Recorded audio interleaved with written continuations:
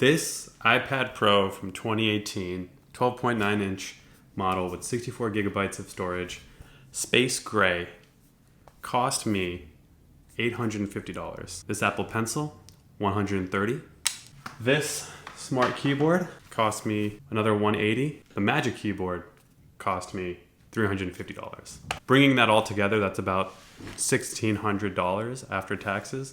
$1,600 based on the promise that this device will replace my laptop and supercharge my productivity. Well, after 5 years of owning and using this device every day, let's find out if this is true.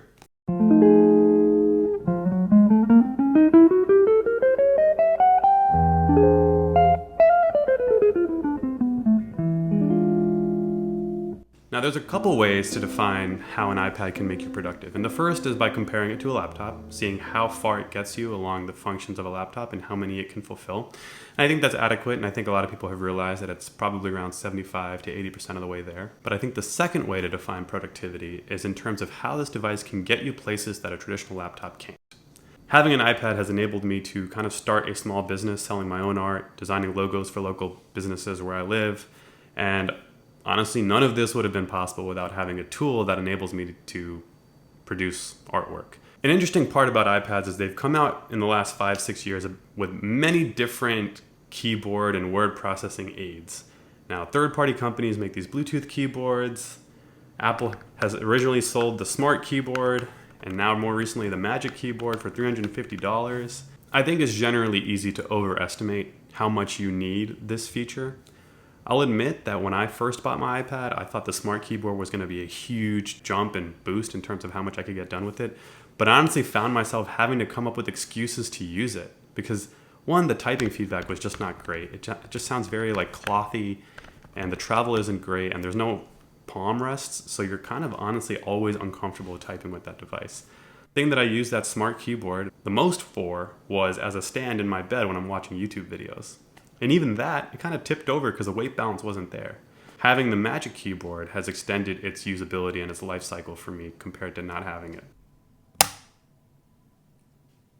How did this iPad age over 5 years? And I think there's a couple categories we can tackle. The first is with storage. Now, I mentioned in the beginning that this was a 64 gigabyte device.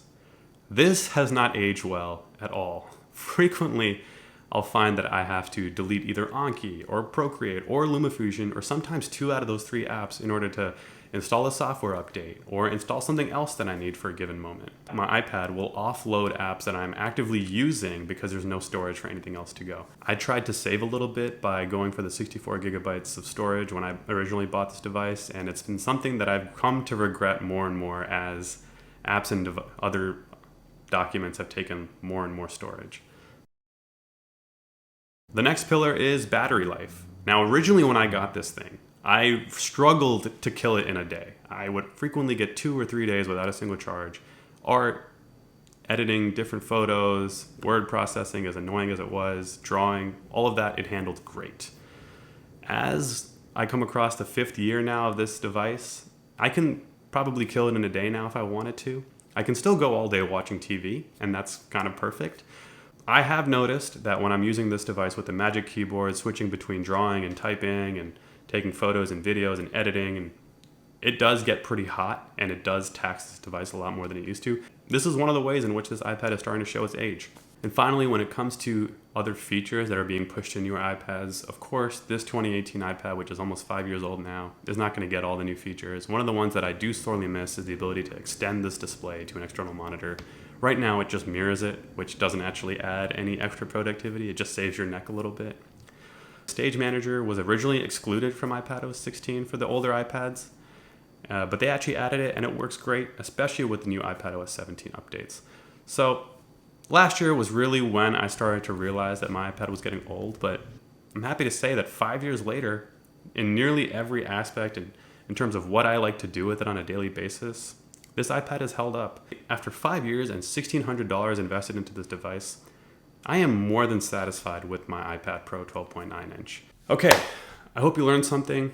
That's been it, and I'll see you guys in the next one. Peace.